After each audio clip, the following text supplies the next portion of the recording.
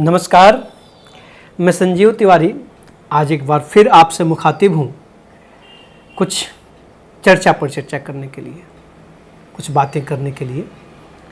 और आशा करता हूँ हमारे मुन्ना मुन्निया लोग बिल्कुल स्वस्थ होंगे, प्रसन्न होंगे। ठीक हो आप लोग ना? तो सभी साथियों का, अपने विद्यार्थियों का, अपने सहपाठियों का मैं तहे दिल से इस परिचर्चा में स्वागत करता हूँ।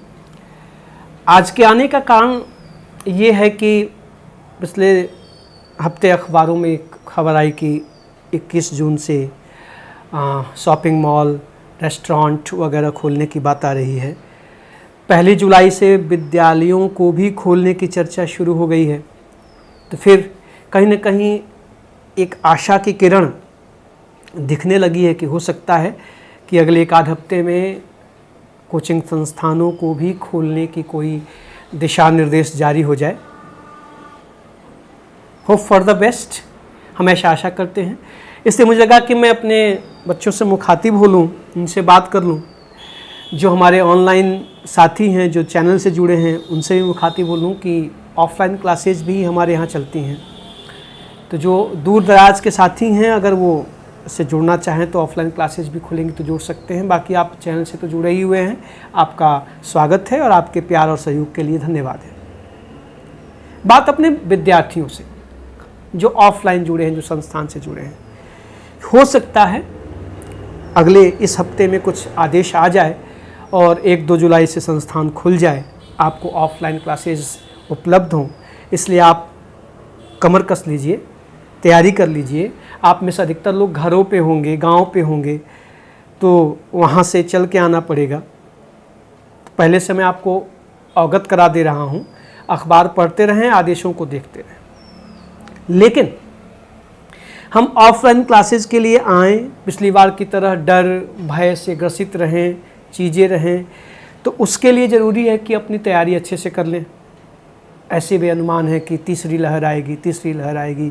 जैसे भेड़िया आया, एक दौर तो मचा ही हुआ है, तो उस भेड़िए से बचना भी है। और इसका सबसे अच्छा उपाय क्या है कि कम से कम अपने संस्थान में आप सब जो आते हैं वो सब 18+ हैं, 18 वर्ष के ऊपर के लोग हैं। तो आप सब का वैक्सीनेशन हो जाना चाहिए। मैं आशा करता हूँ कि मेरे अधिकांश विद्यार्थियों ने वैक्सीनेशन करा लिया होगा। जो बचे खुचे हैं, अब तो उधर थोड़ी सी आफत मची थी, हो हल्ला था, वैक्सीन नहीं है तो ये नहीं है। अब शायद सुचारू रूप से मिल रहा है, हर जगह उपलब्ध है। तो आप भी बिल्कुल आत्मविश्वास के साथ जाकर अपना वैक्सीनेशन कराएं, अपनी वैक्सीन लें, डर भय से मुक्त हों, डरना छोड़ें।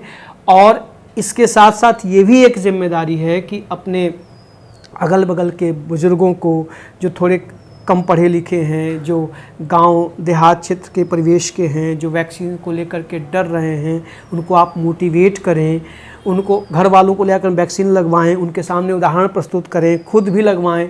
ये हम सब का नागरिक कर्तव्य है।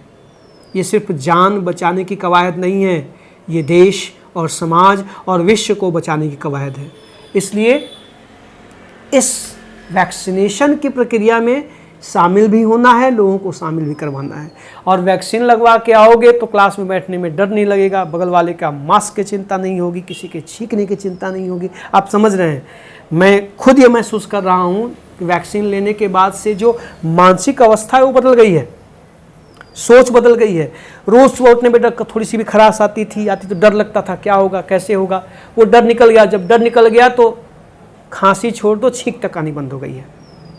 तो निश्चित रूप से हमें अपने आप को सुरक्षित कर लेना चाहिए और वैक्सीनेशन करवा करके और चाक चौबंद होकर के अब चल पड़िए प्रयागराज की धरती की ओर। किसी भी दिन भी आदेश आ सकता है संस्थाओं को खोलने का, तो आप देर न हो। वैसे ही 2-2.5 महीने की पढ़ाई नुकसान हो चुकी है।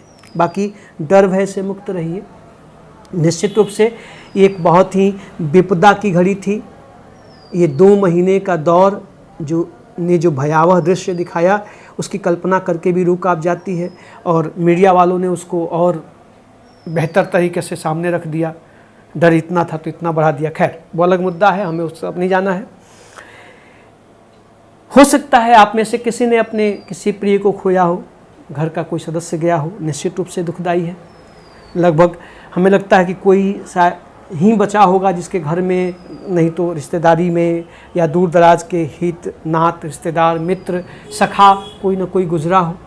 देखो टोपी लगाया हूँ भाई, कज़न गया था, बताया था मैंने। उसके बाद एक मित्र थे हमारे, टीचर थे, सीनियर थे हम लोगों के, अभी 6 महीने पहले नियुक्ति हुई थी, चुनाव ड्यूटी में गए, नहीं रहे, नाम नहीं बताऊंगा। 2 बच्चियां हैं उनकी, अभी 40-42 साल के थे। लेकिन ठीक है, इस महामारी में इस दौर को तो झेलना ही होगा दोस्त। इसके लिए अब विलाप करके बैठने से काम नहीं चलेगा। समस्याएं आएंगी तो सामना करना पड़ेगा। कुछ रह जाएंगे, कुछ चले जाएंगे, जो रह जाएंगे फिर से नई दुनिया बसाने, फिर से नए जोश के साथ आगे बढ़ने की कोशिश करेंगे। और जब भी आपको लगे ना कि अरे ये क्या हो गया, हम बड़ी आफत में, हम बड़ी परेशानी में हैं, तो आप जरा कभी कभी इतिहास की ओर जाया करिए। इतिहास हमें सबक देने के साथ साथ जीने की कला भी सिखाता है। आप सब लोग तैयारी करते हो, जीएस पढ़ते हो, इतिहास पढ़ते हो, भूगोल पढ़ते हो, या कल्पना करो, दोनों विश्व युद्धों की कल्पना करो। उन दोनों विश्व युद्धों में दुनिया ने, पूरी दुनिया ने क्या क्या नहीं खोया। जिस विश्व युद्ध में हम तो थे ही नहीं, हमारी कोई भूमिका नहीं थी, फिर भी हमारे लोग मरे। क्यों? क्योंकि हमारी छाती पर अंग्रेज शासन कर रहे थे और हमारे सैनिक, हमारे बाप दादे सैन्य कार्य का पालन करते हुए अपने ब्रितानी साम्राज्य की रक्षा करने के लिए जाकर के मित्र राष्ट्रों की ओर से लड़े, ध्रुवी राष्ट्रों के खिलाफ लड़े, मारे गए। आप जानते हैं इंडिया गेट उन्हीं की याद में बना है। उन सैनिकों का, आज़ाद हिंद फौज के सैनिकों को याद करिए। तो उन विश्व युद्धों में कितने लोग मारे गए, कितनी आर्थिक हानि हुई, दुनिया अस्त व्यस्त हो गई। क्या फिर दुनिया उठ खड़ी नहीं हुई? क्या हमने उससे सबक लेकर अपने आप को फिर से मजबूत नहीं किया? आज हम उस दौर में खड़े हैं, इतना बड़ा सबक लिया गया कि शायद अब चाहे जितनी भी आफत आ जाए, जितनी भी कटुता हो जाए, घृणा हो जाए, द्वेष हो जाए, शायद कोई देश अब विश्व युद्ध की स्थिति को देखना नहीं चाहेगा, है ना?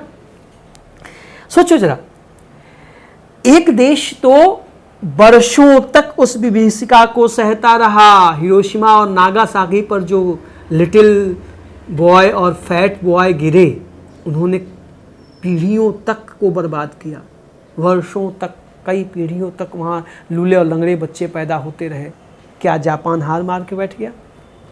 आज एशिया का एकमात्र देश है जो विकसित राष्ट्र है, जो चुनौती बन के खड़ा होता है उन ताकतों के खिलाफ। आप उदाहरण देख सकते हैं। तो मुझे लगता है कि ये आपदा थी, महामारी थी। इसके पहले भी हम लोगों ने आपदाएं देखी हैं, हमारे बाप दादों ने देखी हैं, और तब देखी जब कोई संसाधन नहीं था, कोई सुरक्षा नहीं थी, कोई चिकित्सीय सुविधा नहीं थी, कोई विज्ञान नहीं था। तब भी वो जी गए और झेल गए और दुनिया को दिखा गए और सबक दे गए कि ज़िंदगी ऐसे जी जाती है, जीना इसी का नाम है। इसलिए विपदाओं में घबराना नहीं चाहिए।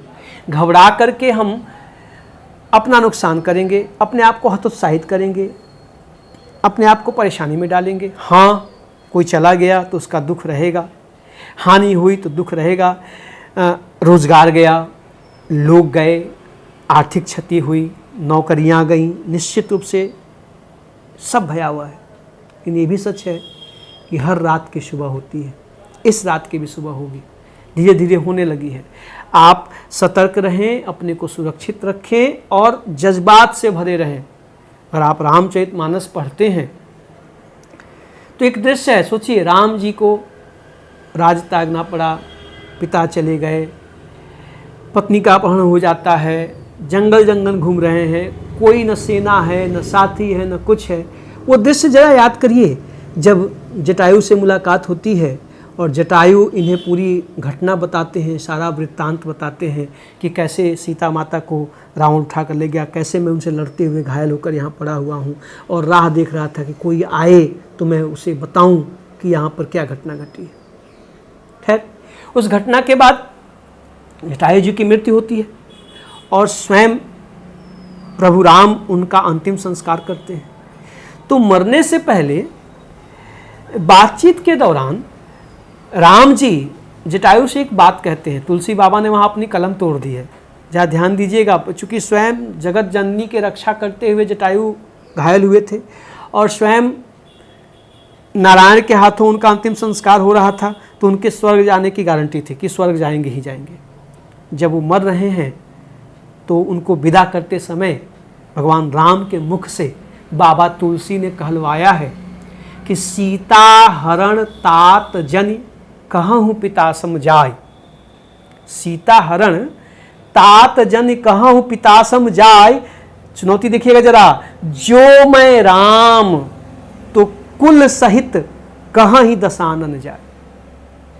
कमाल देखिए, न पाँव में पनही है, न कोई संगी है, न साथी है, और विरह वेदना में है, फिर भी आत्मविश्वास की पराकाष्ठा देखिए। कह रहे हैं कि हे तात, हे प्रिय, तुम जाओगे तो स्वर्ग में मेरे पिता दशरथ मिलेंगे, तुम उनसे ये मत कहना कि उनकी प्रिय बहू सीता का अपहरण हो गया है। अगर मैं राम हूँ तो ये प्रण करता हूँ, ये वादा करता हूँ कि अपने पूरे कुल खानदान के साथ स्वयं रावण जाकर यह सारा वृत्तांत मेरे पिता को बताएगा। ये आत्मविश्वास है। ये दुविधा में अपने को खड़े रखने, अपने को मजबूत रखने की चुनौती को स्वीकार करना है। तो आप सब भी सकारात्मक रहिए, खुश रहिए, प्रसन्न रहिए, और इस आपदा से हुए नुकसान की भरपाई होगी, इसका विश्वास रखिए। हाँ, जो अपने गए वापस नहीं आ सकते, यादों में समोए रहिए। जो आर्थिक क्षति हुई उसका आकलन करके उसकी क्षतिपूर्ति की जा सकती है। हाँ, जो वक्त गया वो वापस नहीं आ सकता, उसके लिए फिर से शुरुआत करनी पड़ेगी। और निश्चित रूप से आप सब जिन लोगों ने एडमिशन्स लिए थे, जिनकी फ़ीस जमा है, वो सब हमारे विद्यार्थी हैं। अपना अपना आई कार्ड लेकर, अपने अपने घरों से अपनी अपनी पुस्तकें लेकर, वैक्सीनेशन कराकर आप तैयार रहिए। और हो सके तो माहौल अब ठीक हो चुका है, आप चल भी पड़िए घर वालों के आदेश से। कभी भी गाइडलाइन आ सकती है, गाइडलाइन के आते ही संस्थान में ऑफलाइन क्लासेस शुरू हो जाएंगी। जब तक ये नहीं होता तब तक मैं आपके लिए वीडियोस बनाने की कोशिश कर रहा हूँ। जो भी पहुँचा पा रहा हूँ उनको देखिए, उनसे लाभ उठाइए, अपनी समस्याओं का निदान करिए, प्रसन्न रहिए, खुश रहिए, मस्त रहिए और इंतज़ार करिए फिर से मुलाकात की। मैं बहुत एक्साइटेड हूँ, रोमांचित हूँ, आशा है आप भी होंगे। मिलते हैं एक अच्छे माहौल में, तब तक के लिए ढेर सारा आशीर्वाद, ढेर सारी शुभकामनाएं। मस्त रहो, खुश रहो और तैयार रहो। धन्यवाद।